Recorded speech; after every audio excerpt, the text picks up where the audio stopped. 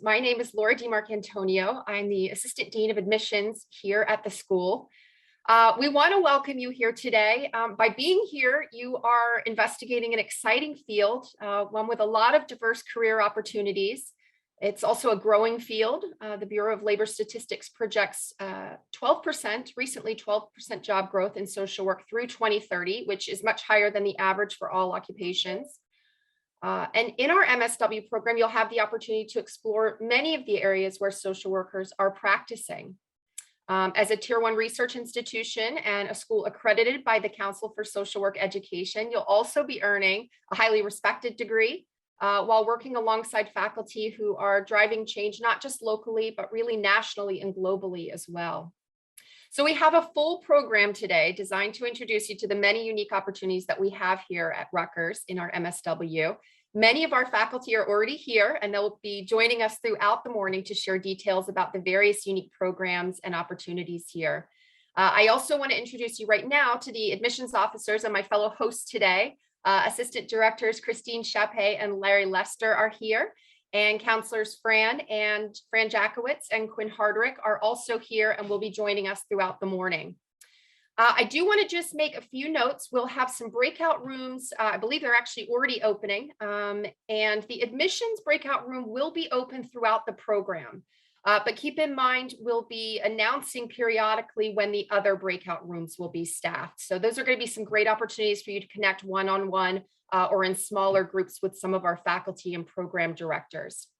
We are going to ask that you remain muted until our Q&A sessions, and then you're welcome to use your emojis at the bottom of the screen to indicate you have questions. You're also welcome to use those emojis and the chat box to interact with us and give us feedback throughout the presentation today. I think that's everything I wanted to make sure. I also do want to mention that we are recording this morning. So again, welcome. And now I want to introduce you to the Dean of our school, Dr. Catherine Potter, to share a few words about the school and about our important mission.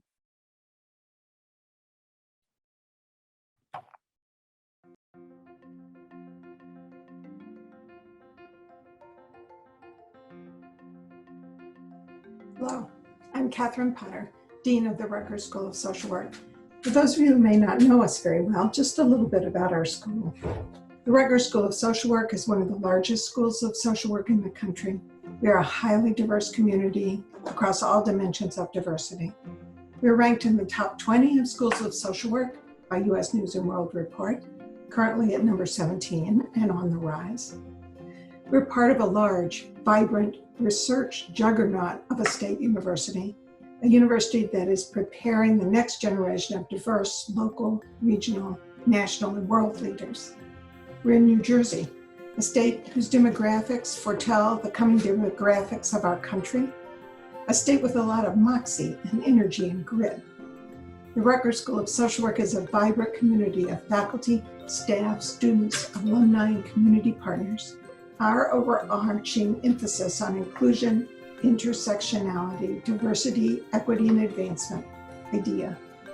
For our school, our profession, and our community partnerships is right on point for today.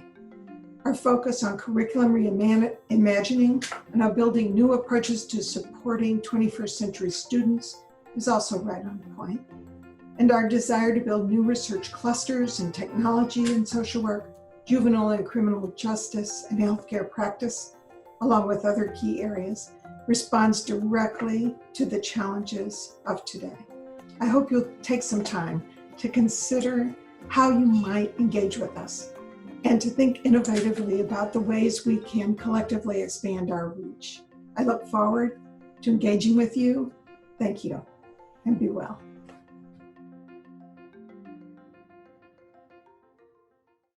Hello, everyone. My name is Christine Chappé, and I am an Assistant Director of Admissions and Recruitment for Rutgers School of Social Work. I am very excited to share some specifics about the amazing programs that Rutgers has to offer. Now, before I share with you about these different programs, I'd love to hear from all of you about what you're currently studying or the degree that you've already earned. So you can feel free to use the chat box at this time to let me know what degrees you have or what degrees you soon will have.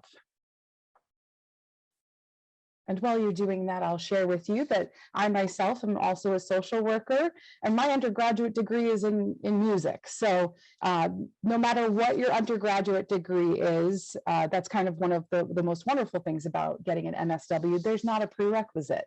All right, I see some great things. Wow, coming in. Okay. Social and behavioral sciences, master's in education, undergraduate in psych.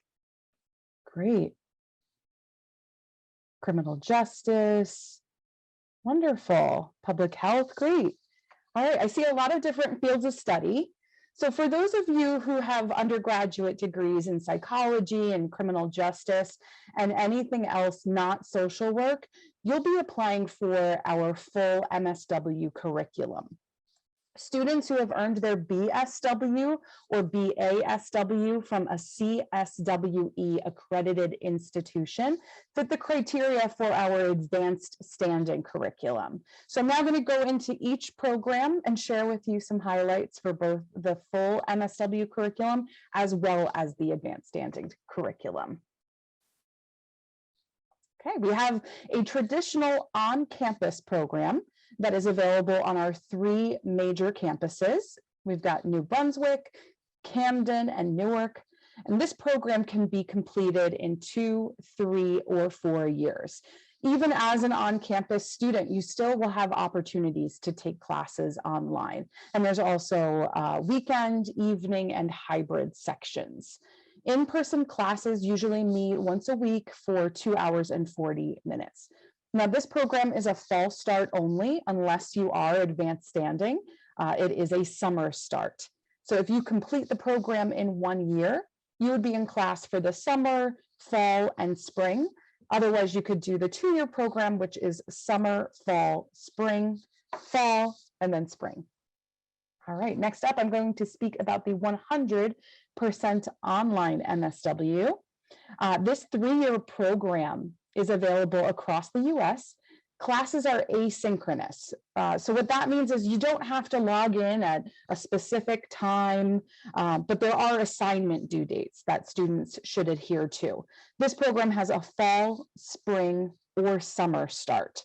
So regardless of which semester you begin, you are taking classes all 3 semesters. For example, if you start spring 2022, you would be in class in spring, summer, and fall for 3 years, and then field starts in your 3rd semester. So again, if you start in the spring, then you take classes in the summer, and your in-person field placement starts in the fall. You should note that the 100% online program is a clinical specialization, and we're going to be talking more about specializations later in the program. For my advanced standing students, we have an online option for you as well. Similar to what I explained, it features asynchronous classes. However, in-person field placement starts right away. So the difference is that it is a fall start only, and students complete classes in 4 semesters. So it's fall, spring, summer, and fall, and then you're done. All right, we also have a blended program, which is similar to the 100% online in that it is a 3-year program. Students are in class in the fall, spring, and summer semesters. Students complete the first 2 years online through asynchronous classes, just like the online program. And the last year is in person at one of our 3 main campuses. And it's a mix of online, in-person, or hybrid courses when you get to that last year. The in-person field internship begins in the 3rd semester. Since this program is a fall start only, students are taking classes in the fall, then the spring, and field starts in the summer. This program, unfortunately, does not have an advanced standing option. Okay. The intensive weekend program. This is a hybrid style program where students take 2 classes per semester. Once a month, students are expected to attend 1 synchronous online class, which is a few hours, usually on a Saturday morning. And in that same month, students are expected to attend an in-person weekend meeting. That is Saturday and Sunday, 9 a.m. to 5 p.m. at one of our off-site locations. So those off-site locations in New Jersey, in North Jersey would include Jersey City or Parsippany. And then South Jersey would be Mays Landing or Bordentown if you don't consider Central Jersey, but I do. And this program is 3 years for the full curriculum students and just under 2 years for the advanced standing students.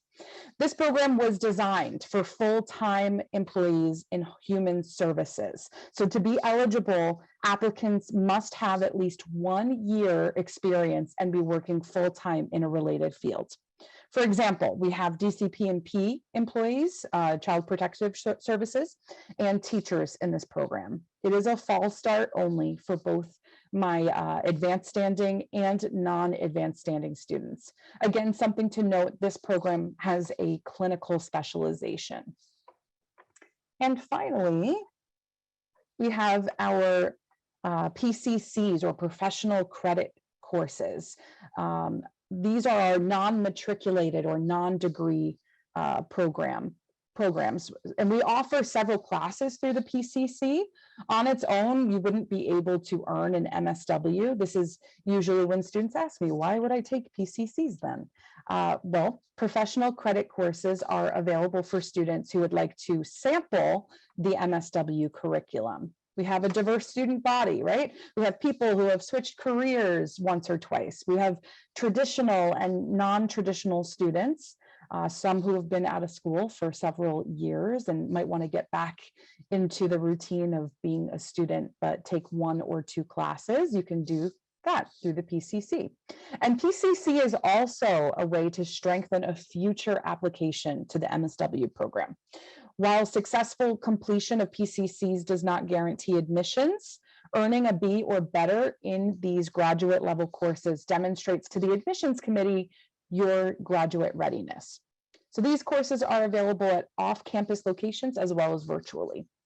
Keep in mind, advanced standing students have already completed many of these courses in their BSW programs. So there's really only about 2 courses that you could even take. Okay, and now we're going to get to the curriculum. The full MSW is completed in 60 credits. So that's for all of those students who, said that they had a psychology or criminal science, or a criminal bachelor's degree, the non-BSW basically, okay? Those are the people that are going to be doing the full MSW curriculum, that 60 credits. The first 30 credits of those are known as the generalist portion, and then the last 30 credits is the advanced portion. Then we have the advanced standing curriculum, and those advanced standing students will complete their degree in 39 credits. So you're going straight into your advanced coursework. Now, prior to starting advanced coursework, so prior to doing those last 30 credits, students have to select a specialization. Okay, students have the option of clinical or management and policy, unless, of course, you are a 100% online or an intensive weekend student.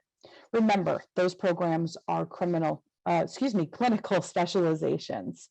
Now, after the break, you are going to hear from faculty about the different specializations. So I'm not going to go into too much detail, except to say that specialization matters in that you pick respective electives and are placed in a related field internship. Okay, and then a quick overview of field. As noted on the presentation, students in the 60 credit program complete 1,125 hours, while advanced standing students complete 675 hours. And you're going to hear a lot more information about fields later in the program as well. I'm going to quickly go over some dual degree options that we have. This is something that is really special about Rutgers, is that you can earn 2 degrees in a lot less time than you would separately. All right, so we have the following dual degrees that are available to students in the traditional on-campus program. Each of these programs have specialized curriculum to help you earn 2 degrees in a much shorter amount of time than it would to take them separately, like I said.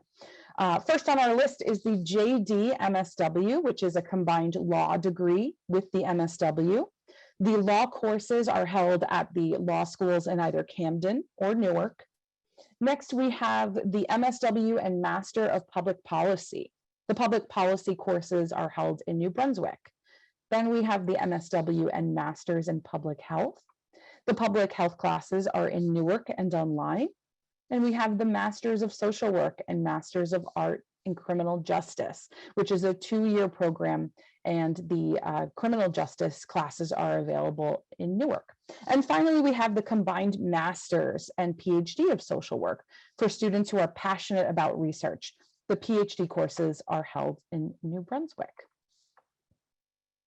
I'm now going to give the floor over to Laura to introduce our directors panel. Thanks, Christine. Thank you. So at this time, we actually want to turn it over to you, our prospective students, because we've given you kind of the brief basics of each of the programs. But what we've done now is invited the real experts in those program areas to join us as a panel and give you the opportunity to ask them any questions you have. So joining us on our directors panel, we have Charles Cheer, who is our Assistant Director for Student Affairs. We have Rachel Schwartz, who is the Assistant Dean for Innovative Learning Technologies. We also have Amy Strickler. Let's see her in my view right now, but I know she's here. Amy Strickler, who is our Assistant Director for the Intensive Weekend Program. All three, Charles, Rachel, and Amy, are also instructors and professors in our program, in our MSW program.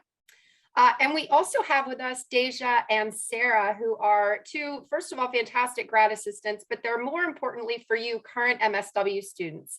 So they're going to be able to answer any questions you have about the real student experience. So I'd like to invite you all to raise a hand. Our moderator, Christine, is going to identify you, and then you can just unmute and ask your question. I will just make a quick note that this is specifically, we are looking to address any questions you have about the programs. We do have a whole other program coming up in just a little bit that covers specializations, certificates, and kind of those really unique ways that you can specialize the degree. But right now, we'd love to hear any questions you have about these unique programs, intensive weekend, traditional, the dual degrees, or online programming. Great, thank you so much, Laura. I just want to answer a quick question that I already see in the chat. Yes, this is currently being recorded, just as a reminder, and this recording will be available on our Rutgers YouTube channel. So if you go on YouTube and you search for Rutgers SSW or Rutgers School of Social Work, you will easily be able to find that. So first up, I see that Sydney has a hand up, so you can go ahead and unmute yourself, Sydney, and ask away. Hi, my question is about what you just talked about, the PCC. I've previously looked into it and I'm about to graduate in December. I was just wondering, because I know we have to send our official transcript. I don't know when my transcript is going to say that I have my degree, because I have been told that I won't physically have my degree until the end of January. And I know for the spring's courses that the due date is January 1st. How would I go about applying for this? Because I do know I could send a statement that shows I have graduated, but I don't have the proof. Would that be okay? Or can I just send an unofficial transcript?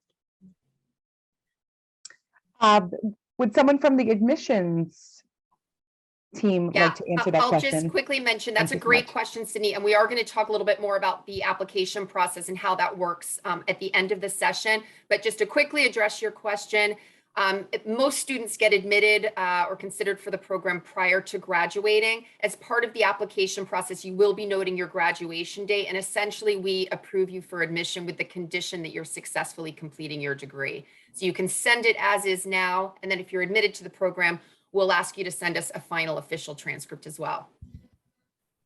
Thank you so much. And I just want to remind everyone that right now we're just, I see some other questions in the chat. So I just want to remind you guys, we have a whole wonderful program ready for you that's going to answer a lot of these questions regarding the specifics of what we need for your application, what courses are prerequisites and things like that. So if I don't answer your question right now, please keep in mind your question will probably be answered. And if for some reason it isn't, like Laura said, we can answer those in that next designated question and answer session. All right, Sarah. Most of the questions in the chat for you guys. So if you have any Oh, questions, thank you so much, Quinn. I'm best to get to them. Perfect. Thank you so much, Quinn. All right, Sarah, I see your hand is raised, so you can go ahead and ask your question. Yes, actually, it's about, can you hear me okay? Yes, we can hear you great. Awesome. It's about the PCC. Are any of those classes, do they apply for credits toward the program, or is it really just kind of getting, like, diving in and feeling out the field and all of that, if that makes sense? Yeah, absolutely. Charles, are you able to answer that, or would you like me to? Yeah, sure. I Great. can answer that. Hi, Thank you so Sarah. much. Thanks for your question, and thank you for being here. Yeah, so you take these courses before you actually get to the MSW program, and if you decide to continue with us into the MSW program, you would get credit, like full 3 credit per course toward your MSW. Yes. Awesome. Okay, thank you. Thank you. All right, keep the questions coming. All right, I see Maria. Maria, I see your hand raised. You can go ahead and unmute yourself. Hi, thank you. Can you hear me okay? Yes. So my question is, I've done a little bit of coursework in research methods already at Rutgers as part of a different master's program. And I was curious about whether the program allows transfer of those kinds of credits. Oh, I guess I have 2 questions. I'm sorry. That's and okay. the other is, I have looked at the coursework requirements before, and one of my interests is specifically doing research that informs policy. And I don't really know which of the programs suits that interest. And so I wondered if you could talk about how we decide those. Okay. Do we have anybody who is able to answer those questions for Maria that would like to volunteer?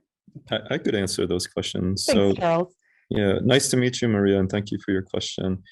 So just to clarify, your first question was about having taken a research course at the graduate level in another master's program. Is that correct? Correct, yes. Okay. Yeah, so I think there are 2 things that could happen. One, there's a possibility that you could get credit for that to cover the research, one of the research courses that we have in the program. And if for some reason it doesn't transfer in, we've recently reintroduced a waiver exam actually for our Research 1 course. So it's a relatively, I would think it's a relatively short test, just to make sure that you have what is covered in the Research 1 course that we offer. So there may be 2 approaches in getting recognition for that course that you had from your other master's program. And then can you just restate your second question? Sorry. Sure. My interest is in doing specifically policy-driven research. Mm-hmm. So when I look at the curriculum, I get a little, I'm unsure about whether the concentration should be public policy or a PhD. Yeah, so Jen, I think they'll talk more about this in today's session, but I'll just say briefly that there's 2 tracks, 2 specializations. So there's clinical and then management and policy, or what is otherwise known as MAP. And so for somebody who's interested in policy, the latter would be your option. And we do have really great faculty who have expertise in policy. So like social policy, social welfare policy. So that could be your option, even without pursuing a PhD. But if you, of course, want more advanced curriculum around policy and policy analysis, then maybe a PhD, like the MSW PhD, might be an option for you as well. Thank you very much. Thank you. Thank you so much. I do see a question in the chat by Ashley B. She asked, is there a time during this open house where we will talk about what the classes on the curriculum will consist of? So Ashley, just so you know, later on, we are going to talk specifically about specializations, which will give a little bit of insight into some of the curriculum. But I also wanted to raise that question in case any of our faculty here right now would like to speak about any portion of the curriculum.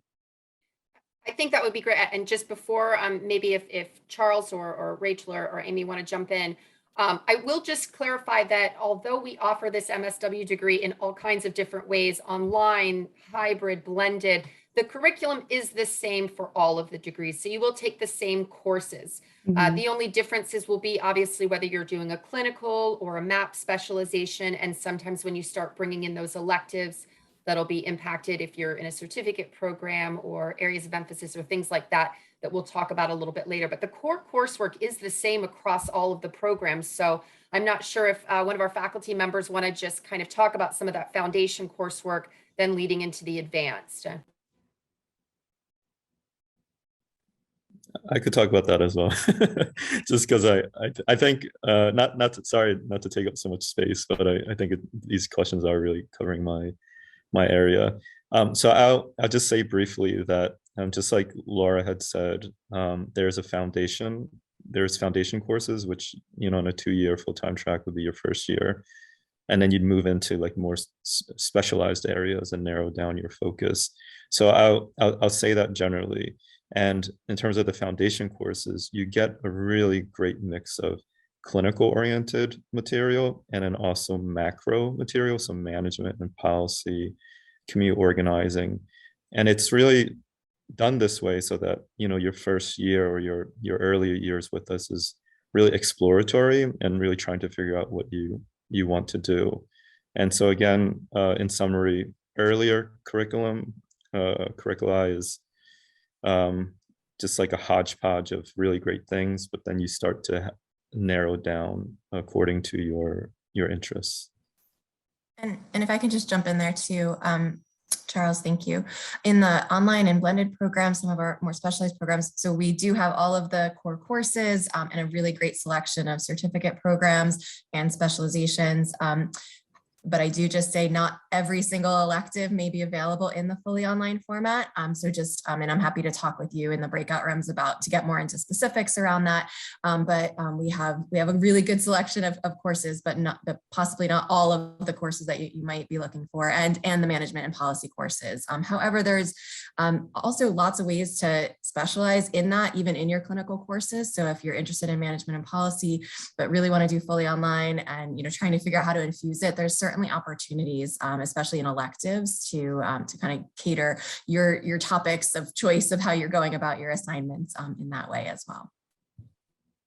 Thank you so much, Charles and Rachel. I appreciate your thoughtful answers. All right, I see a hand up for Guadalupe, so you can go ahead and unmute yourself and ask your question. Good morning. So my question was, I have a bachelor's in business administration, and I saw the chat, and like a lot of people have a lot of previous degrees that kind of tie into social work. So I guess this is, for me, it's like a career change. I'm just, I'm not too sure if the 3 years also would, I guess, be would be the same for me because I don't have any kind of experience in social work, or would I get like more years? I would like to answer this question just a little bit. I forgot to mention that I myself am actually a social worker, and my undergraduate degree was in music. So I had absolutely no instruction of social work whatsoever in my undergraduate degree. And I can assure you that you learn all of the things that you need to learn in these courses. They really set you up to be, you know, a social worker with the core values, and really teach you all about the profession, as well as all of the wonderful things that you can do. So I feel confident in that. If anybody else would like to follow up with that, I can certainly give you the floor, Rachel. Yeah, thank you, Christine. Guadalupe, I just wanted to thank you for that question. And I know that I know when you start seeing everyone in the chat saying social work, sociology, and you're like, but wait. So myself included also came from a different field as well. And many students, and I work with students in the fully online and blended programs. So many of our students are coming in as career changers. We actually have a student support group that we started for career changers specifically. Anything from, like Christine said, music and theater, business, science, accounting, I mean, everything and anything in between. And so it's super exciting that you're making the switch to social work, and you'll probably find that you have social work skills from some of those other degree programs that maybe you didn't even know that you had, but you would follow the same curriculum. So there's not any like placement in terms of like your where you're at in knowledge, but the courses are set up in the way to really work with you, whether you're coming in with some of that background or not. And yeah, I'm seeing like journalism, but yeah, you've got the writing skills, right? So you all have the different pieces of the puzzle, and it's just how you apply them and how you reach out to your professors, and that you're excited to be here, right? So that will drive you forward. Yeah, I just want to add to what Rachel's saying is that in the intensive weekend program, although we targeted for students who have human service experience, human service is pretty broad. So as Christine said, there's teachers, there's also police officers, correction officers, people who are in customer relations, really anything that has people skills. And I would guess that in business administration, and many other fields, you develop people skills. So you have some understanding of dynamics that you may not even realize actually have social work terms for them. And when you get into the classes, you're like, oh, I know that dynamic. That's what that's called. So if chances are that if you're looking into this field, that you may have those innate skills and are probably somebody who's a people person and kind of a natural helper, maybe among your friends and your family. And that really leads into an excellent social work career. I just want to, Dr. Hubbard, I saw your hand up, so I wanted to make sure you had the opportunity to speak. I just wanted to dive into the conversation because my undergrad degree is a Bachelor's of Science in Business Administration and a concentration with management. And so in my social work career, I have been able to utilize my business skills in a lot of different ways. And so it integrates well with social work. And I wanted to just say that and share that information that you'll see that it's useful to bring the business skills in, as well as all my colleagues mentioned, the people skills you learn to work well and effectively with folks you're serving. That customer service model is very useful because we are providing a service, as well as the management skills that you learn to do, because quickly in social work, especially with a degree from Rutgers, you get promoted pretty quickly. And so you're able to use some of those skills as well. So I look forward to talking a little bit more when people join me in my breakout room if you have any questions about that. Thank you so much, Dr. Hubbard. I also wanted to remind all of you, we actually have a couple of student ambassadors here with us in our main room. And so if you have any questions that might be specific towards a student who is currently in these programs and you want to get some insight on that end of the scale as well, you certainly can. Their names are Deja and Sarah. So we have a few minutes for just a couple more questions if anybody else wants to raise their hand or type in the chat. Christine, do you mind talking about the application process? I was speaking with Jessica in the chat. She's going to be graduating in May. Maybe you can touch on how you can still apply while you're an undergraduate, and then say you want to start in September, you have everything ready. We'll need your official transcripts. Great. Yeah, and you know what, Jessica, we actually have a specific part of the program that's going to talk about the application process at the end. So I would stick around because I think that will answer some of your questions, and let's reserve that for our final question and answer so that we're also talking about some other pieces of the application process as well. Thank you so much. I did see a question a little bit, if somebody doesn't have their hand up, I did see a question a little bit from Regina, who had asked what everybody's background was in terms of specialization. I don't know if our panelists just want to share that. I know, Rachel, you just kind of talked about yours. Yeah, so my so when I did the MSW, I did the nonprofit management, which is now management and policy. So I graduated from Rutgers. My background pre-MSW, I was a English and criminal justice major undergrad, and I had been working in editing and then also as a paralegal. So so a little bit of mixture, but I can definitely say that the writing and the people, like all of the things we just talked about, were important, and that macro piece. And I started working at Rutgers right after graduating at the MSW. So so that was sort of focused in higher ed has been my path. But I actually went clinical skills that I didn't focus in. Sorry, I was just going to say, but certainly also using clinical skills that I didn't think I was going to be utilizing. But sorry, Amy. Right. Yeah, that's true. I went to Columbia University a long time ago, and there was at that time a sort of a joint master's program between the clinical and administration. And I remember learning there that, you know, in the boardroom, you're using your clinical skills. And that's very true, as Rachel just said. We're employed with our clinical skills all the time. My background is in child welfare. I was started at a outreach caseworker level in the Lower East Side of Manhattan and a program, and rose to the associate executive director before I came to Rutgers, and I've been at Rutgers 10 years. So I have my master's from Boston University, where I specialized in trauma and violence, or what they, I think, would call concentration trauma and violence, so clinical. And my work, I've been in all different types of social services, but really my population of interest has really been immigrants and refugees and poor communities. And so, you know, some way or form, my work has been connected with those communities. And undergrad, what did I do? I did sociology and took a good amount of courses in what is called information systems. So I have a hodgepodge of things in my background.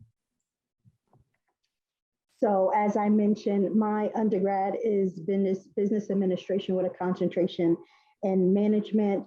I have a master's of social work, and my doctorate of clinical social work is from Rutgers School of Social Work. I am a licensed clinical social worker, and I wear a couple of different hats. I'm a trained family therapist in Bowen and multi-generational in Ackerman. I studied at Ackerman Family Institute. I'm a certified child sexual abuse therapist. I do a lot of trauma work. Also too, I am currently pursuing my second doctorate in family science and human development. And I have my own private practice and consulting firm. So I wear quite a few hats. And I even dabble in the advocacy policy realm, because I am one of the past former presidents for NASW New Jersey chapter. Thank you so much. Such impressive specializations from our faculty. I am going to highlight a question that I saw on the chat. Regina asked, are there any student ambassadors in the advanced standing program? If so, is it manageable to also work part-time while in the program? So Sarah and Deja, whoever would like to speak, I'm going to let you touch on that. And this is going to be our last question, most likely, before we take a break and do some breakout rooms. I can touch on that a little bit. I'm currently doing school full-time. I'm also doing the student ambassador, and I also do work weekends at Dunkin' Donuts. So I think it is, as long as you can manage your time effectively, you should be okay. But if you feel like it's going to be too hard for you, that's your choice as well. But I think it is manageable. Thank you so much, Sarah. Deja, did you want to say anything? I guess I'll comment. I'm not a part of the advanced standing, but I'm a part of the traditional program. So I'll be speaking to the students who would go into the traditional program. It is pretty manageable. I've seen, but it would also depend on your work schedule. I'd advise that before you go into the program that you speak with your managers and you let them know that I am going into grad school. So I guess you would plan your schedule accordingly, you know, according to your class schedule plus your internship, because that's important. And just really keep in communication with your managers just to let them know, you know, your work output may decrease depending on how well you're able to manage it. I mean, it certainly is manageable, but it's most importantly, you have to know yourself and your capabilities, and you have to be more than willing to communicate that with your employers as soon as possible. Also, I just want to jump in here that in the intensive weekend program, which is targeted specifically for students who are fully employed or part-time employed, we have many advanced standing students, and it is manageable, and we recognize and kind of accommodate students who are working, and the program is designed in that way. And if you'd like to come jump into the breakout room, and I could talk more specifically about the intensive weekend program. All right, so we have arrived to the end of our panel discussion, but our faculty is going to be sticking around in the breakout rooms. So you're going to have the option to either stay in this main room and take a break, or if you have further questions, we invite you to join faculty in the breakout rooms for focused discussion. All right. So please note that these rooms are going to close in 30 minutes. I'll be sending broadcast messages to let you know when we are restarting the program so that you can come back into the main room once your conversations have wrapped up.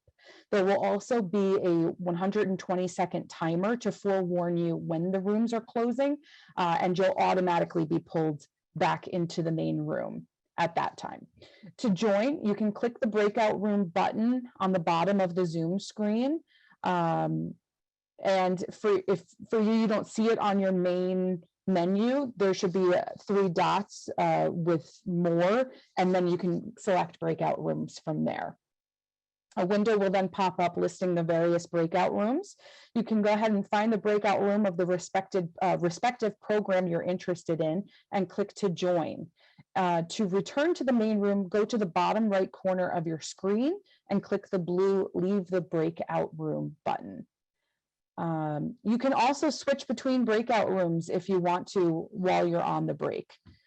Panelists, you can go ahead and head over to the breakout rooms now. Students with additional questions can also go ahead. If you have any trouble navigating to the breakout room, you can just message Jay or myself stating which room you want to move to, and we will be able to move you.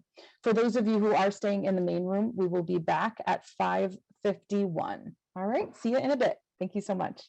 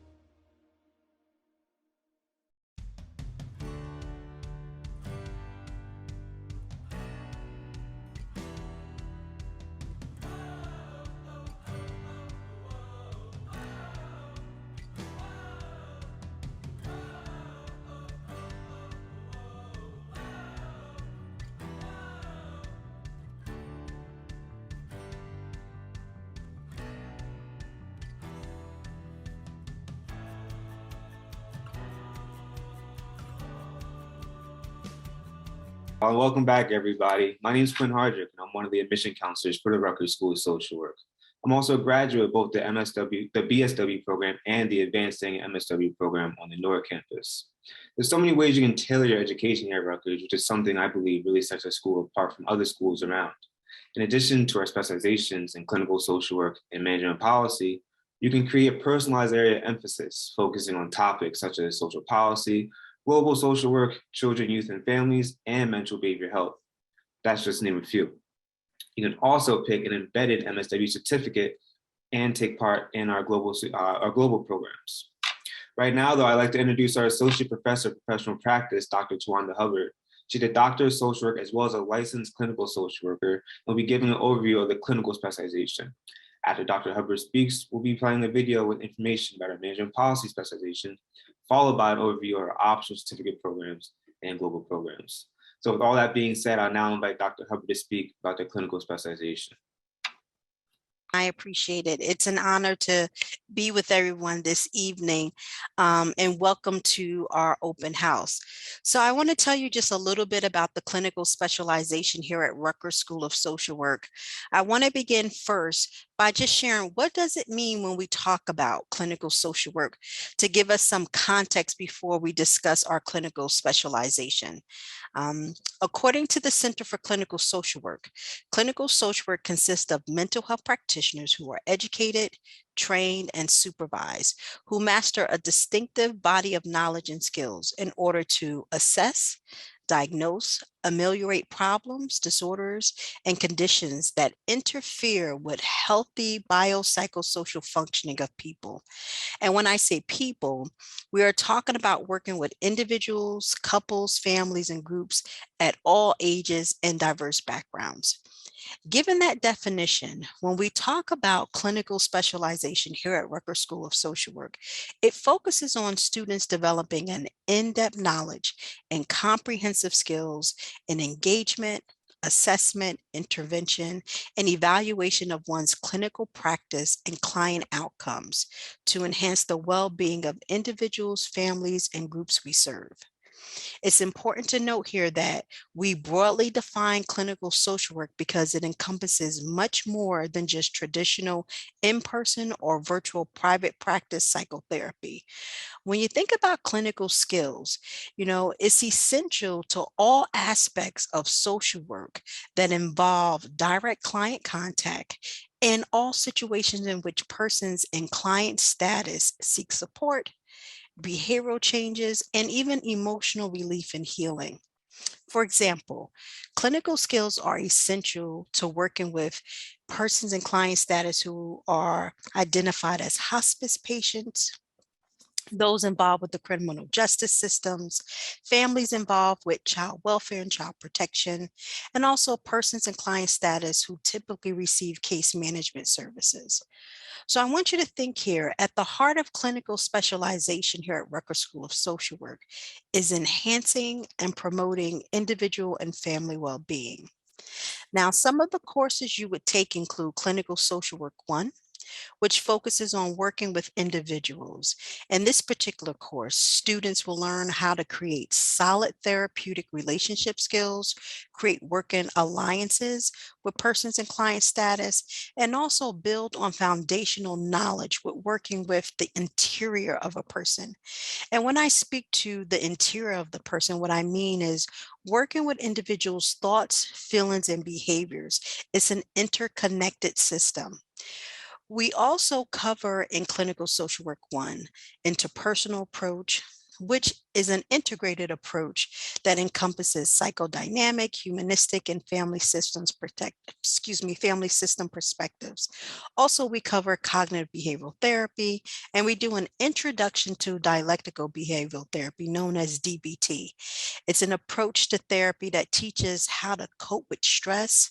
It teaches skills to improve how people regulate their emotions, how they manage distress, mindfulness, and also interpersonal effectiveness skills.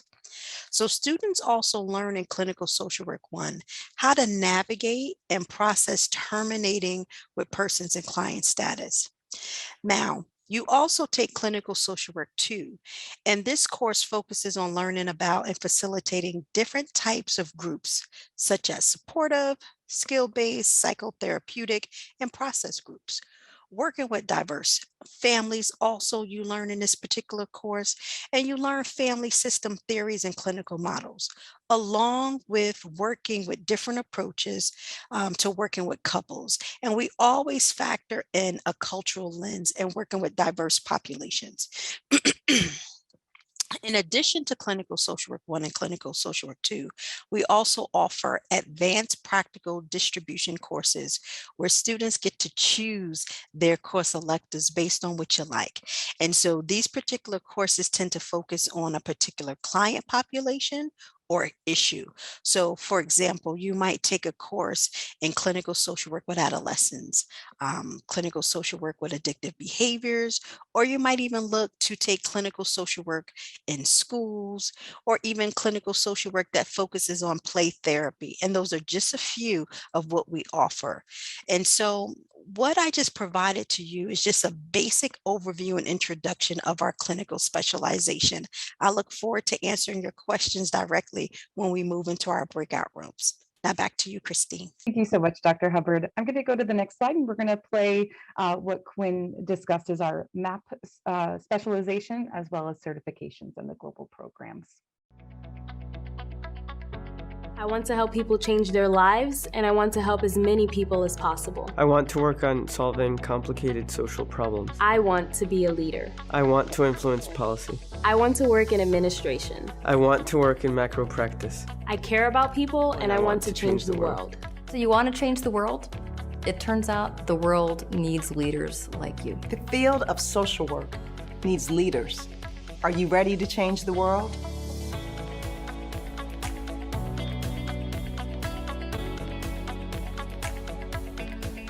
At Rutgers School of Social Work, MSW students must select an area of specialization. Students can choose between clinical social work and management and policy, also known as MAP. The MAP specialization provides students the skills they need to become leaders of organizations, including nonprofits and public service groups. Students learn how to strategically manage the challenges presented in the world of human services. I think that you should choose the MAP specialization as a social worker if you find joy in sparking change, if you are passionate about helping others, if you're passionate about writing legislation and speaking for those who are muted in society. Folks that are really jazzed about social welfare but want to think about how institutions, how systems, how policies might have a hand at creating problems and or fixing them. MAP's the game. The Management and Policy Specialization, also known as MAP, prepares social workers to engage in macro practice at the community, organizational, or systems levels to improve policies and practice. Through MAP, you'll learn important skills like how to fundraise and budget, create and lead programs, exercise sound human resources practices, advocate, and research and analyze policy. We get to work in groups and analyze and practice skills that we're going to be needing once we have real life scenarios, once we're out in the workplace. I learned how to do budgeting, how to develop programs, how to do marketing and fundraising. I would tell students who are considering the MAP specialization that this is such a critical part of social work that they should be involved in, and we need more people working in management and policy positions with the social work perspective. The MAP specialization takes the practice of social work to the next level. It's a great way to prepare for a career that can have a significant impact on social policy. Put yourself on the map and make an impact on the world.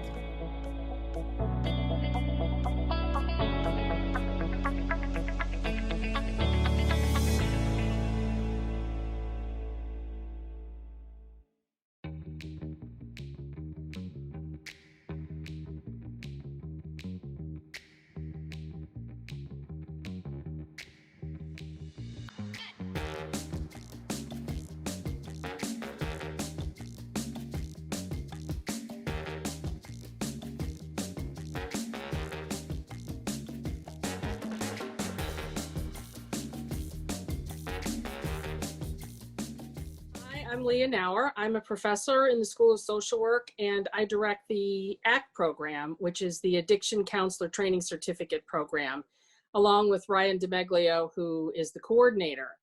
Our program focuses on everything that's fun: gambling, sex, eating, drugs, alcohol, but things that can be fun and turn deadly. So if you join our program, you will get a lot of training from pharmacology all through treatment in 6 courses that are devoted to the study of addictions.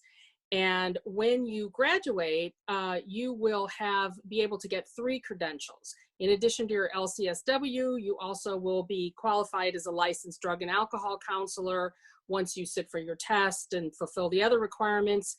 You'll also have the education hours toward your gambling treatment certificate. We are the first school in the country to offer the gambling training. And if you work for a state agency in New Jersey, you would be able to treat gamblers even before you're licensed. So we were very proud of this program, and people come out with a lot of skills, and we're very hopeful that you would want to work with us and be in one of our many agencies across the state. Thank you.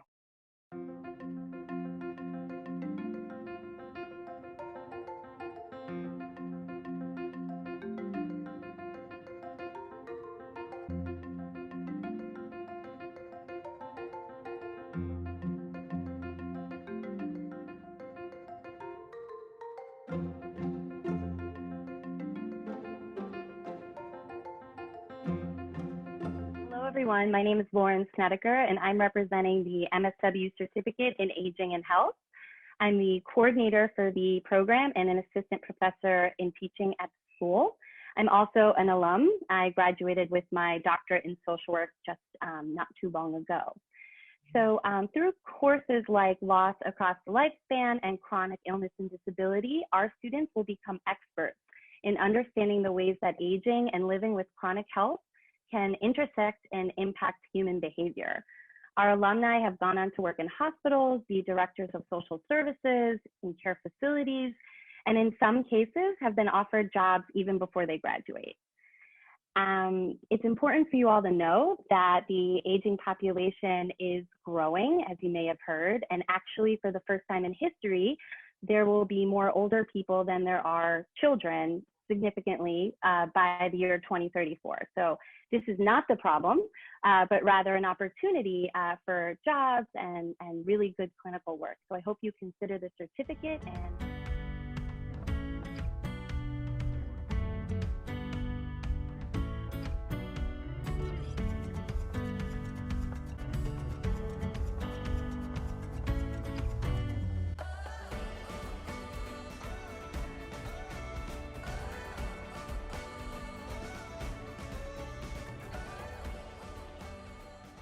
My name is Rupa Khetrapal, and I'm the coordinator for the Violence Against Women and Children Certificate Program. I'm an assistant professor of teaching at the School of Social Work, and I've been here since 2015. The certificate program is an award-winning program, the first and only trauma-focused certificate offered in the specialization in the country. Through specialized coursework and very focused field placements, our certificate students develop knowledge, skills, and values in really effectively doing response work as well as prevention work in violence. We work with over 300 field agencies in the country in a variety of settings: hospitals, schools, domestic violence shelters, rape crisis centers, correctional facilities, public offices, and other settings as well. We have our presence in over 16 states in the country through our certificate students. Our alumni are engaging in clinical work, in policy and research work, as well as they are present in administrative leadership roles as well. If there's one thing that's really important about the VASI certificate program, it is the VASI community that we have built over the past 10 years. And when you are a certificate student, you become a part of this lifelong community. Thank you.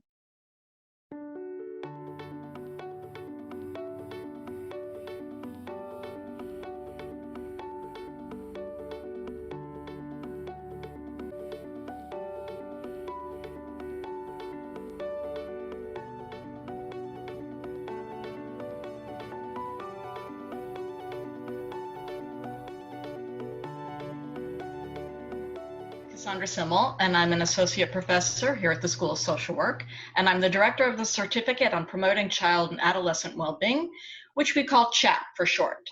My research focuses on child maltreatment, trauma, and mental health, and I'm particularly focused on the impact of trauma on adolescents' mental health and how their resiliency can be fostered.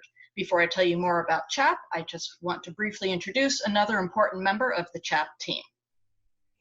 Hello, I'm Dr. Margaret O'Donoghue, and I'm the coordinator of the CHAP program.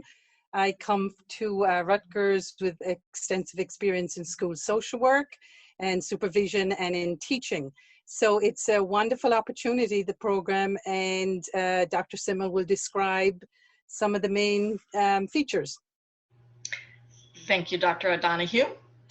Okay, so what is CHAP? The CHAP certificate focuses broadly on infants, children, and adolescents. While we are not focused on a specific problem or topical area, we do emphasize understanding how child development is affected by numerous different issues, such as child maltreatment, mental health difficulties, developmental difficulties or disabilities, health challenges, etc. CHAP also focuses on building resilience and strengthening the environments in which children are involved. Our CHAP students are placed in a variety of child-serving systems, such as schools or healthcare settings, child welfare organizations, or they're in agencies serving juvenile justice-involved youth, youth with developmental disabilities, youth who identify as LGBTQ, and many, many more. What I like most about the CHAP certificate is that it provides students a chance to build community while they're in the MSW program with other students who have similar interests and career goals.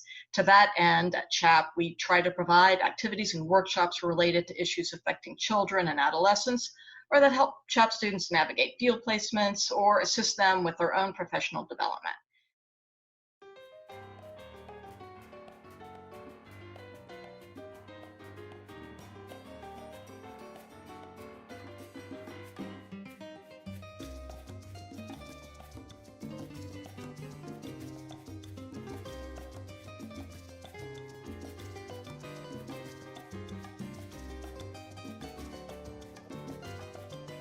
Elsa Candelario, and I'm representing the LISTA certificate program. LISTA stands for Latino Initiatives for Service, Training, and Assessment.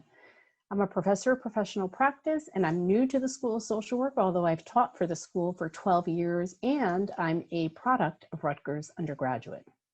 For the LISTA certificate, I'm working with Dr. Ray Sanchez-Meyers and a number of other faculty.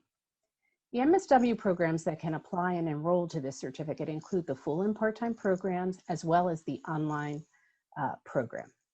Through courses such as Social Work with Latinos and Immigrants and Refugees, our certificate students will become experts in working in a culturally aware manner with Latino communities, families, and children. Our alumni, they're in great demand because social service agencies and beyond have a strong need for bilingual, bicultural, and culturally competent professional social workers, and the need has never been higher. Thank you. Hello, I am Rebecca Davis with the Office of Global Social Work Programs. Thank you for the opportunity to tell you about our global offerings. Our mission is to promote global citizenship and professional action through experiential and reflective global learning opportunities. All students are eligible to participate depending on a student's needs and availability. The credits can be applied to certificate programs. The costs vary but are comparable to a 3-hour credit course at Rutgers. The airfare is a separate cost. All applications go through Rutgers Center for Global Education, also known as Study Abroad, and the website is right here. We have 3 summer programs that have field credit hours. For Romania and Israel, they are 1 month and provide 3 hours of credit for field education hours, equal to a semester. They focus on community care with vulnerable groups across the life cycle. China focuses on social welfare systems and is a 2-week elective with an optional 2-week 70-hour field placement. We also have 2 winter programs in India and Mexico. Both focus on community social work. They are the first 2 weeks in January and are 3-credit electives. And also we do have spring courses on campus, Global Social Work and Social Development, and Social Work with Immigrants and Refugees. Thank you very much. So at this time, what we'll go ahead and do is transition to our panel discussion. This Q&A session, as you've seen through the videos, will focus on our certificate programs, specializations, and also global programs. And to transition, I'd like to introduce those that will be joining us on the panel. First, Dr. Tawanda Hubbard, Associate Professor of Professional Practice. We also have Professor Elsa Candelario, Director of LISA Certificate and Professor of Professional Practice joining us. Quinn Hardrick, Admissions Counselor, will also be joining us, representing and assisting with MAP questions. We also have Ryan DeMeglio joining us. He is the Addiction Counselor Training Program Coordinator and a teaching instructor. Dr. Lauren Snedeker, Coordinator for Aging and Health Certificate and Assistant Professor of Teaching, is also joining us on the panel. Professor Rupa Kathrapal, Coordinator for VOSI Certification and Assistant Professor, is also joining us. And lastly, Dr. Cassandra Simmel, Director of the Promoting Child and Adolescents Wellbeing Program and Associate Professor, will be here to assist with questions as well. So at this time, what all can do is feel free to utilize the reactions, raise your hand. This way we know as the questions are coming in and what order they're coming in, and we'll do our best to assist and answer all questions that we do have present. And also you can use the chat function as well. Thanks a lot there, Gabby, for utilizing that. The first question has come in. It's can we complete 2 certifications?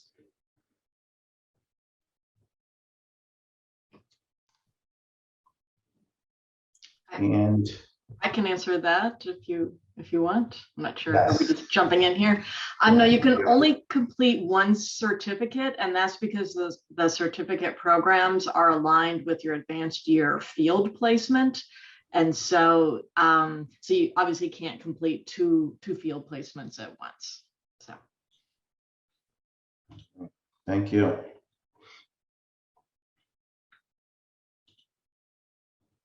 All right, and looks like we have another question here coming in from Sunika. Feel free to unmute yourself and ask your question, please. Hi, I don't know if you guys can hear me, but my question is for those students who are interested in becoming licensed after they receive their master program, does any of the curriculum prep them for that, or is the student solely responsible for training and I guess prepping to be licensed after receiving their master's degree? Thank you for your question. We definitely could hear you a little bit broken and muffled there at times, but I think we got the overall gist of the question. Is there anyone from the panel that would like to handle that question for us? I'll jump in, and any of my colleagues can kind of jump in as well. So here at the school, we do offer prep courses to help students to prepare for their taking the LSW exam, and that's offered kind of in your last semester on when you're doing the traditional on the ground program. Also in clinical social work too, we do carve out some time in the course to help students begin to learn how to read questions that will be offered on the LSW exam, and think through those questions and selecting the best possible answer for those questions. So those are 2 of the ways that we support. And also you asked in your question about just the program, you know, the LSW exam is the master's level exam. And so the courses that we offer overall just help prepare you in taking the LSW exam, right? I'd like to just add to that. I think some students are often confused between the LSW and the LCSW. And with when you graduate from the School of Social Work, any of our students can sit for the MSW, whether MAP or clinical. And so our curriculum certainly prepares you to sit for that initial test. And then, you know, with years of practice, you can then sit for an LCSW, and of course, having the clinical courses that are required by the Board of Social Work examiners. So there are two different licenses, and not all of our students, even clinical, get their LCSW. So that's, you know, obviously a choice, but you're all prepared to sit for the LSW when you graduate from That's right. That's right, Elsa. It's the master's level exam. Thank you so much to the both of you for answering that question thoroughly for us. We do have a question here in the chat function. I'm interested in studying abroad, preferably in Romania, but I'm also interested in the advanced standing MSW program. Can I study abroad while in the advanced standing program? I'll answer briefly, and then if anyone has anything to add, certainly feel free from the panel. Yes, you will have the ability to study abroad while being a member of the advanced standing program. Advanced standing or not won't have any bearing on how that program is mapped out. If you are interested in studying abroad, these study abroad options typically do take place either in the winter session or a summer session. They're usually 2 weeks in length. At times they can be extended upwards to 4 weeks. But certainly, regardless of what format of the program you're pursuing, or advanced standing or non-advanced standing, you'll have that study abroad option available to you.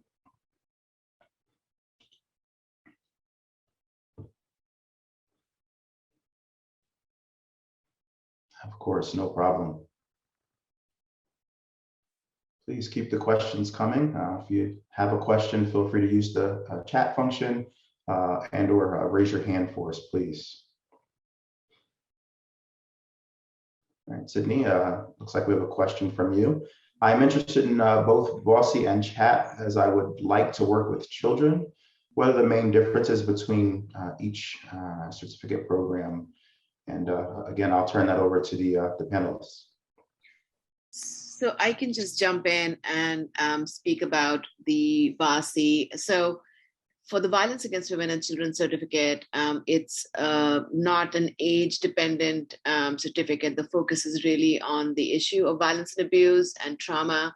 So we work with folks who are children, who are adults, who are adolescents, who are elderly, and we are focusing on the sort of interpersonal violence across all populations, across all gender, race, class, so we have students who are focusing on children also, and who are working with children who've been traumatized, who have experienced child sexual abuse, who've experienced trauma, and are in placements that are either in school settings with trauma programs, or in hospital settings, or in facilities that are community-based mental health agencies that are seeing children who have been referred by Department of Children and Family Services.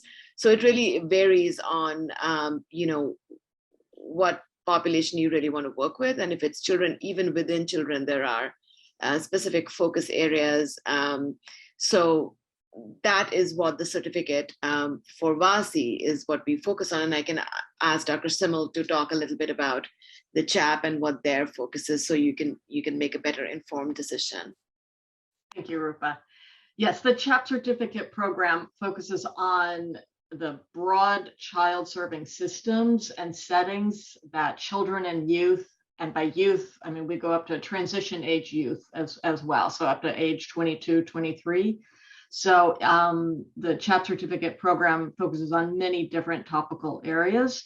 and you can specialize within CHAP on a specific area or a specific setting. So for example, we have a lot of students who are really interested in doing school social work. So certainly like child maltreatment and child abuse may be a component of that, but that may not be the main focus of what you do as a school social worker. We also have students who are working in health settings, hospital settings. And so we're more broadly focused on different settings, issues, and topics related to children and youth. Child maltreatment and child trauma being one of them, but certainly not the sole focus of it. Thank you both for the answers there. So it looks like we've used the full allotment of time here for our panel discussion. Can't believe that 10 minutes went by that fast. But doesn't mean that your questions have to end now. We are going to have our panelists and faculty members sticking around with us in the breakout rooms. So if you do have any further questions, you're welcome to join them in their respective breakout rooms. To do so, you'd be looking to go to the bottom of your Zoom screen, find the button that will allow you to enter a breakout room. As mentioned previously, if you are experiencing the update, you may have to click on the 3 dots for more information. And once there, you can find the respective breakout room that you'd like to enter and look to get your questions answered with a focus on specializations, certificate programs, and our global programs as well. So feel free to head there now. Panelists, definitely head to your breakout rooms as well. And students with any additional questions, again, feel free to follow over so that you can have your questions answered. For anyone who may be experiencing a challenge finding the breakout rooms, you can message Jay or Christine stating which room you'd like to move to, and they will assist you in moving. And again, please give them some time there, as we may have multiple requests and it may take them some time to move you over. For those of you who are staying with us in our main room, our breakouts will end and we will return to the main room at 12:32. Thank you, and enjoy getting questions answered.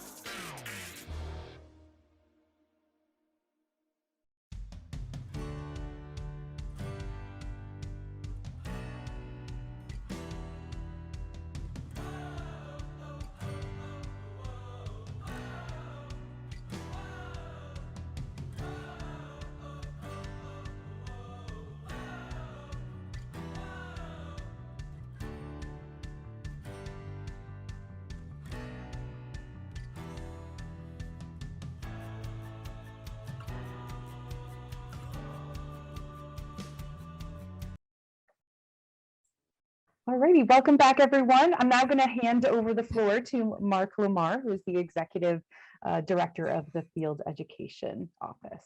Take it away, Mark. Thank you so much, Christine. What a pleasure to be here today, and it's a wonderful opportunity to speak with all of you students and hopefully potential students who are coming about your opportunities at Rutgers. We're so happy for the opportunity to share our message, and I'm particularly happy to speak with you about the field education part of the School of Social Work. You know, this is your opportunity in field education to really get hands-on and to learn from people who are practicing in the field by doing. You'll have a lot of coursework. There will be lots of work in class that you'll be learning from the wonderful folks that you've already heard from, but also you'll be doing practicum work. You'll be working side by side with professional field instructors, professional social workers, seeing how the work is done. And our field education is actually called the signature pedagogy, the way through which our profession really shows and displays its most essential training and teaching. So we have a few particulars to talk to you about, and let's look into this.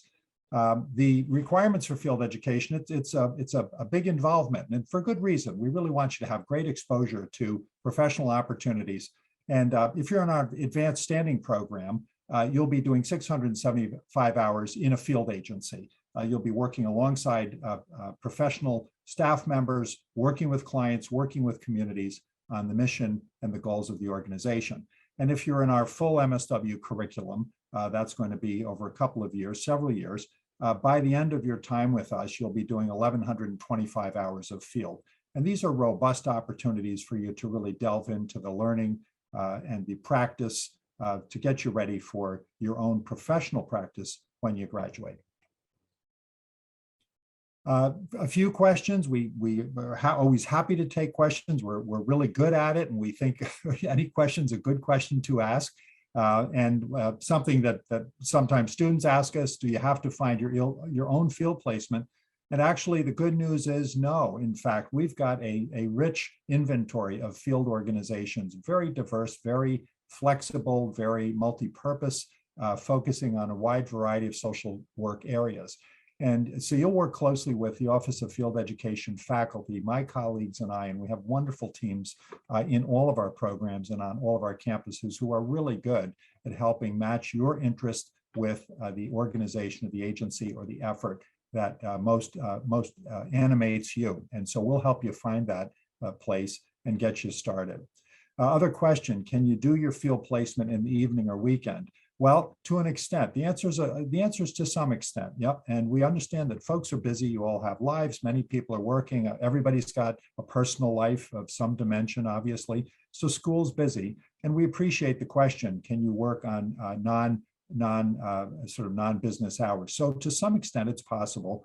But we really do want students to expect that they will have to do a large part of their availability during what we call typical business hours, Monday to Friday, 9 to 5, which when you think of it is when most of us get most of the things we need anyway. We might get some services on a weekend or in the evening on an emergency or an ad hoc basis, but typically we make appointments and do the things that we do during the weekdays. So that's pretty true about field also. We don't have anybody doing only weekends or only evenings, but we'll certainly work with you on doing some flexibility. Can you do your field placement at your place of employment? The good news is that work-study field placements are possible, and the Council on Social Work Education over the last 2 years and going forward has flexed these arrangements even further so that doing field intern work at a place where you're employed is more and more a possibility. Now, we do really take this quite seriously. It's not an automatic, so students are required to complete the placement in a role that differs somewhat from the one that they're already in for their employment. But in general, we are able to make these arrangements happen, and that's a really positive feature of work study. We do go through a plan. We do go through really particular arrangements, but again, good news is we're more than likely able to work that out. Where can you complete your placement? Well, I'd put it this way. Where can't you complete your placement? We have such a wide variety. So if you can imagine a place where people need something to help their family life go better, to help their mental health or their health be better, or to help their relationships in their community to be stronger, it's very likely that we either have a field placement in that kind of a setting now, or would be able to develop one. So we are in, just to name a few, we are in the healthcare system. We are in schools at all levels, from preschool to university. We're in justice-involved settings. We're in shelters. We're in emergency services. We're in just a wide variety of settings. And so if you can think about a place where people are seeking something that they need, getting a human service a task accomplished on behalf of themselves, their family, their community, their loved ones, we're probably working already with that agency. Now, the generalist placement, real quick here, the generalist placement is really the starting out part. It's the first year for folks who are in our full program.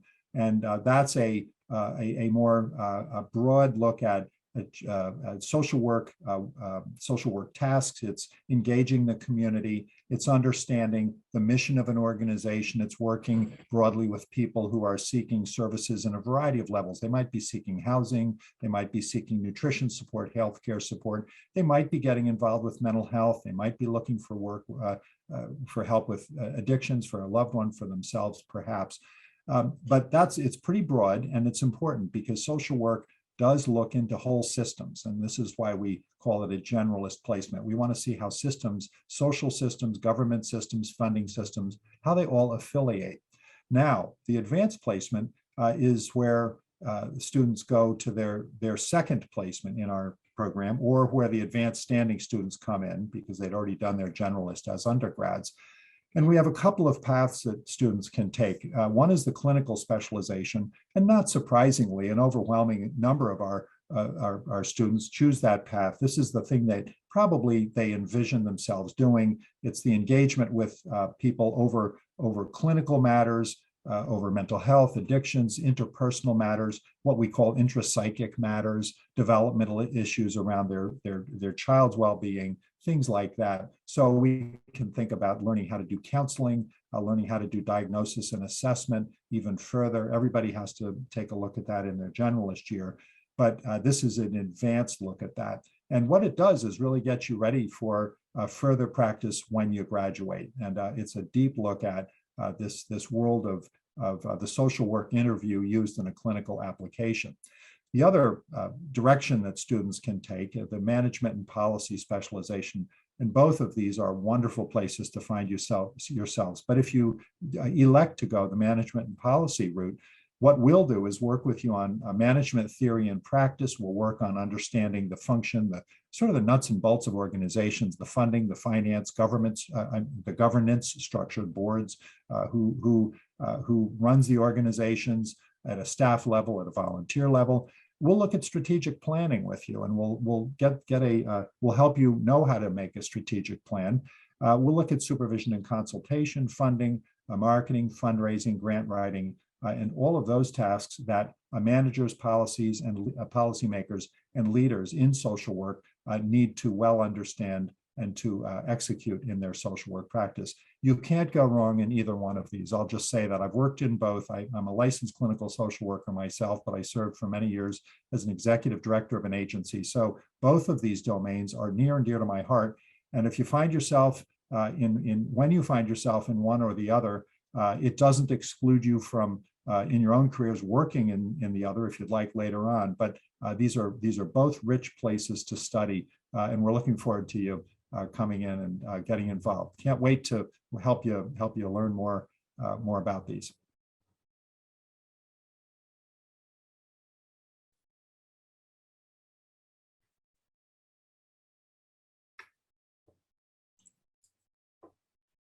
Thank you so much, Mark. All right, and next up we have Larry Lester. He is going to give some more information about the application process. And after Larry speaks, we will have our final question and answer session where you will be able to ask both questions about field as well as any questions about the application process and anything else that we may have missed.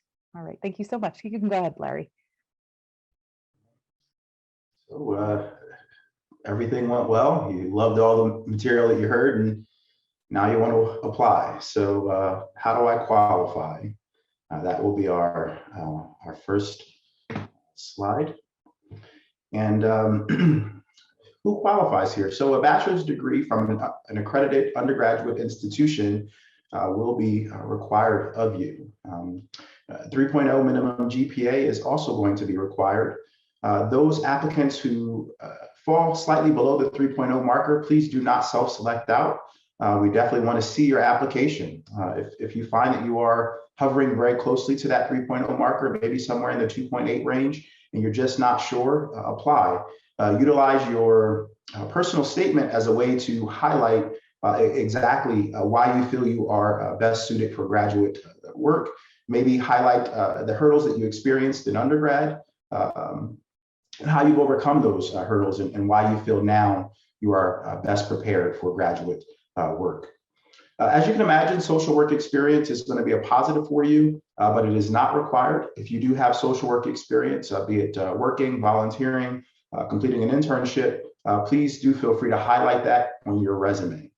Those individuals who are applying to our program with advanced standing, you will need to have your statistics course completed at the time of completing the application. For all other applicants, you will actually have an opportunity to complete the statistics course during your first year. That will allow you to have that course completed prior to entering into the advanced portion of your MSW coursework.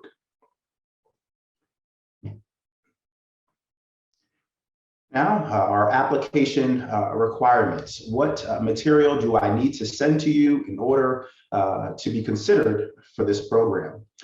First is going to be official transcripts. We will require official transcripts from all schools previously attended. So if you've gone to your local community college to start off your academic career, and then you transitioned over to a four-year school, and then now you're applying for our graduate level program, we will need transcripts from all of those schools that you've attended. So that local community college as well as the four-year school. Even if you've only taken one or two courses at the community college, we will need that transcript. We will need that as a part of your academic portfolio and review. You will be required to supply a personal statement. This personal statement is going to be very important for your academic review, or admissions review rather.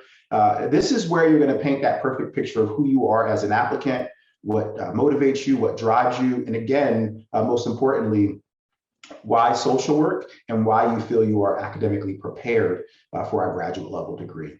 You will be highlighting answers to 4 or 5 questions that will be prompted of you as a part of that personal statement. Be sure to answer those questions fully. Make sure that you give full detail. You don't overshare, but give full detail in your answers. And you want to highlight, again, fully answering those questions, as it is an important part of your application review process. You will be required to also submit 3 letters of recommendation. These letters of recommendation we ask come from family members.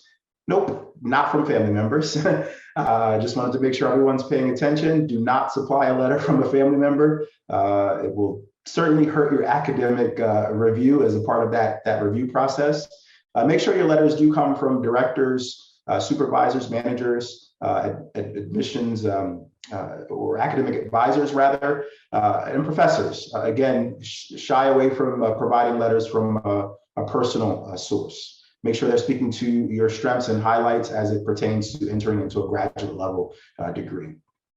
You will also be required to supply a resume. This resume is going to highlight any working experience that you've gained or volunteer experience in the field. You will also need to supply a $70 application fee, which is a part of the review process. And lastly, for our advanced standing applicants, you will be required to supply your undergraduate field evaluation.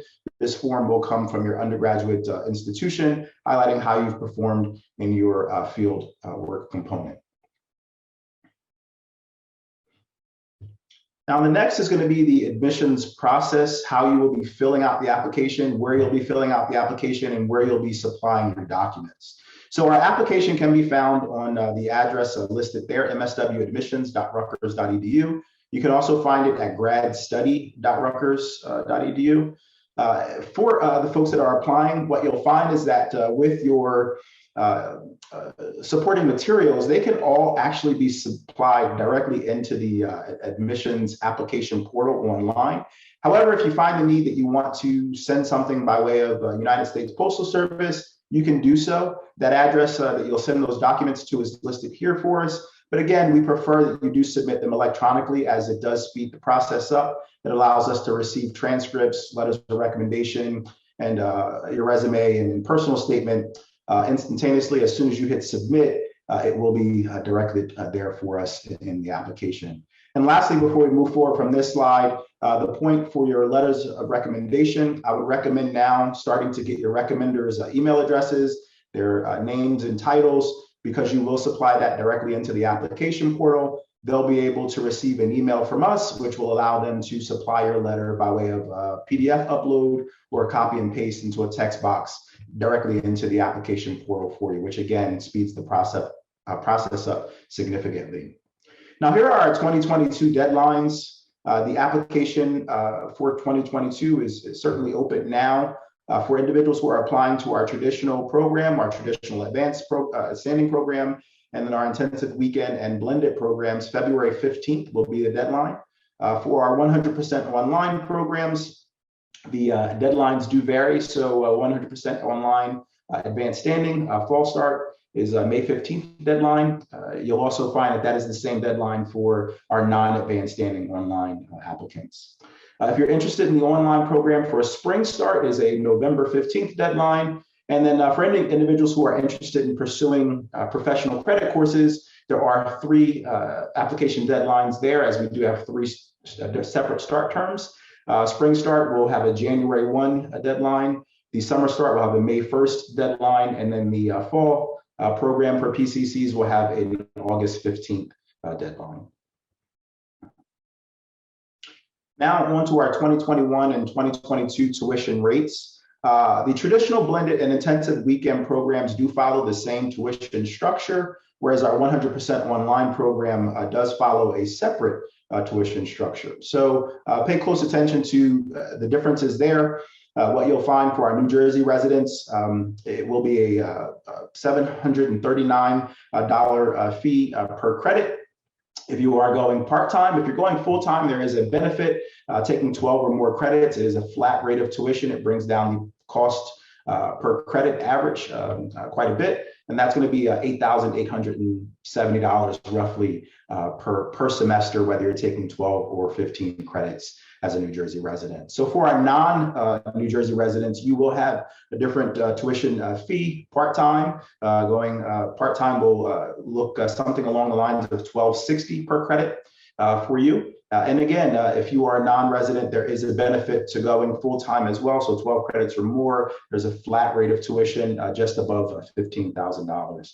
And regardless, on the 100% online program, if you are a resident or non-resident, it's a standard fee for tuition, and that's going to be $923 per credit. Now, we do have financial aid available. In order to submit your FAFSA, you go to the .gov website listed here on this page.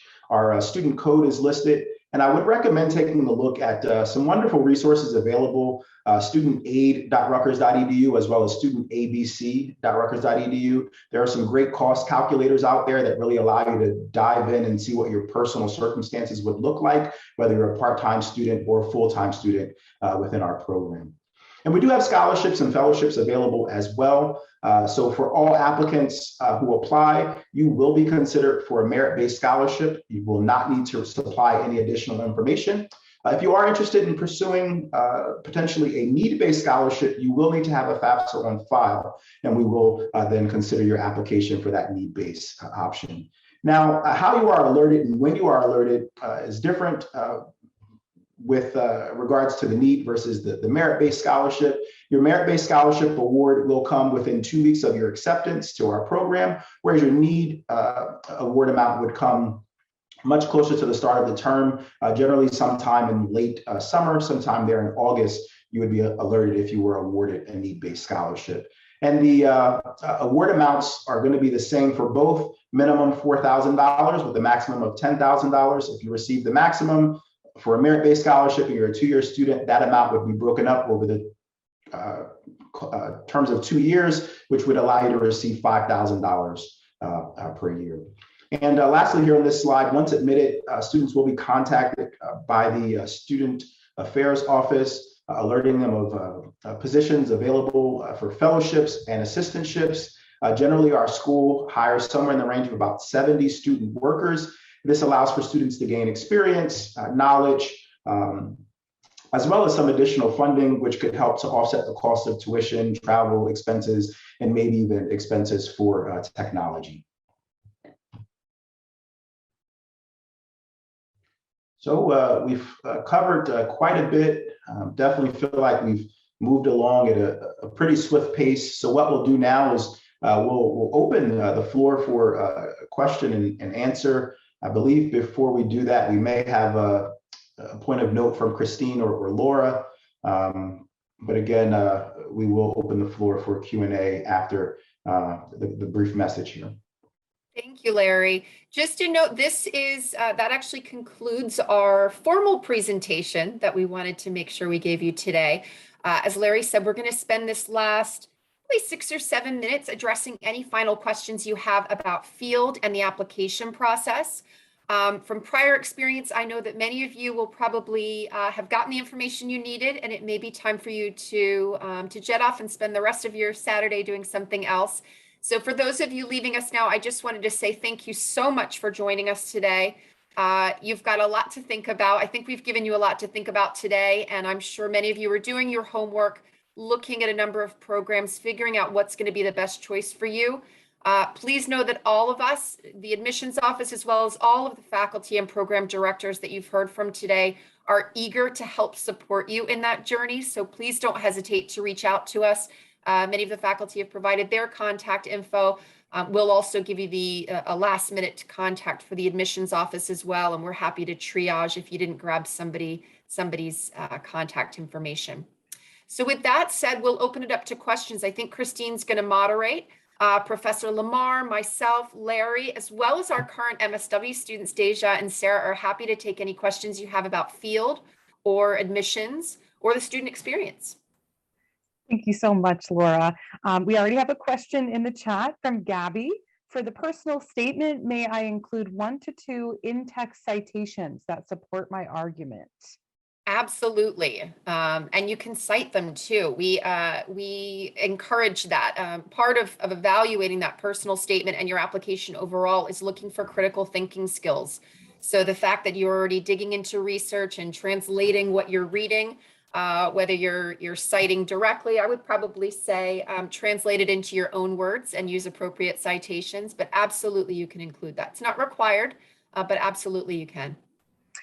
We also have a question from Gabrielle, and she is asking how many pages will be accepted for the resume? Oh, good question. I think it's more of a file size, so that's going to depend probably how you save it. I mean, as a general reference, I would say a resume, you know, for graduate study, I mean, typically not more than 2 pages should be needed. But I would look at the file size that's required.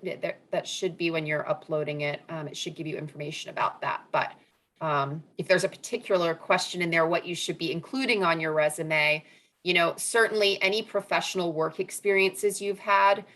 We also, for a graduate school resume, encourage you to include any volunteer experiences you've had, leadership positions you may have held in your undergraduate or prior graduate work. Those are always encouraged. So hopefully that's helpful.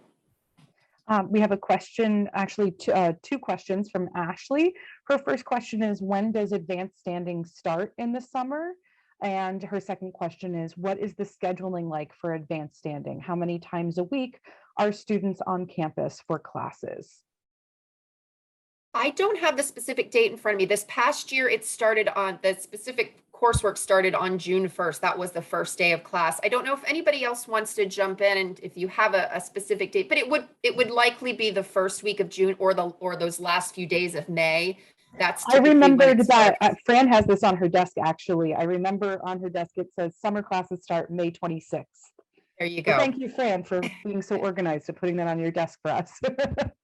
I'm not sure if Mark or even Deja or Sarah, if you want to kind of discuss. I think Sarah, you were advanced standing, if I'm remembering correctly. Actually, in the traditional 2-year. Okay. Mark, I don't know if you want to talk a little bit about coursework, summer. Sure.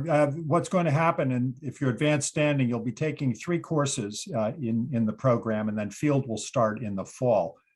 So as folks here in the panel are saying, it'll be either the very last day or so of May or the first week of June that the classes in the program themselves start. But your field will start in September. Thank you so much. Matthew has a question. He asked, is there a breakdown somewhere online that shows what is expected in the personal statement? Yes. So we have a prescribed personal statement, again, maybe a little different from some of the other schools that you may be looking at, but we ask 4 specific questions. And generally, so if you go to mswadmissions.rutgers.edu, you'll find all the application requirements with details. But essentially, those 4 questions are getting at what's brought you to social work, what are the important social justice issues to you, and how do you expect an MSW to help you address those issues? And there's also a practical question there in terms of, you know, an MSW it's a rigorous curriculum. There's field hours included. So we do ask you to take a couple of sentences to describe how you've thought through balancing coursework, field hours, and possibly personal and professional responsibilities as well. And I'd just add that you could actually utilize the QR code on the screen now. That'll actually take you directly to the application requirements, so you can view them and keep them saved, bookmarked even if you'd like. Thank you. All right, Sydney asks, can I add trainings that I have attended and assisted through my internship on my resume? I'm sorry, can you add? Can she add trainings and that she has attended and assisted through her internship on her resume? Sure, absolutely. If she feels that it's something that she'd like to put forward for the committee to review, absolutely. I am just keeping an eye on time here, and I see that we've hit the 1-minute mark. I'm going to say, Christine, if it's okay with you, we take one more question just so that we have a few minutes to make sure that our last minute contact address is in there. Absolutely. Yep. Let me just check which. Okay, I'm going to answer Ashley's last question really quickly because I think it's a quick one. Are we able to choose how many times a week we are on campus, or is there a set schedule? So as I said before, most classes, if you are meeting in person, it's once a week, but you also have the option to choose from online, hybrid, etc. So it really just depends on the classes that you're choosing and the times that you're choosing. And then I'm going to have Sanika with our last question. She says, I obtained my BSW more than 5 years ago. Am I still eligible to apply for advanced standing? So I will say yes. Sorry, there's very loud thunder behind me. So the answer for this year is yes. And just so you know, there are many schools that put a limitation on how long ago your BSW has been earned to qualify for advanced standing. At this time, our school doesn't have that, but that could change in the future. So I'll just say if you're applying for 2022, you would still be eligible for advanced standing. Great, thank you so much, Laura. So that wraps up our question and answer session. I want to thank everyone for coming, for making this a wonderful open house. You guys have asked absolutely wonderful questions, and our directors and our faculty members who came and shared their knowledge with us. So thank you so much. You are absolutely incredible. So like Laura stated before, if you have any additional questions that we didn't get to cover, or maybe you're going to think about it, after we're done here, please feel free to reach out to us via the admissions email address, which is admissions@ssw.rutgers.edu. You can also feel free to give us a phone call. And I know that many of the directors here have also put in their email addresses if you have any specific questions.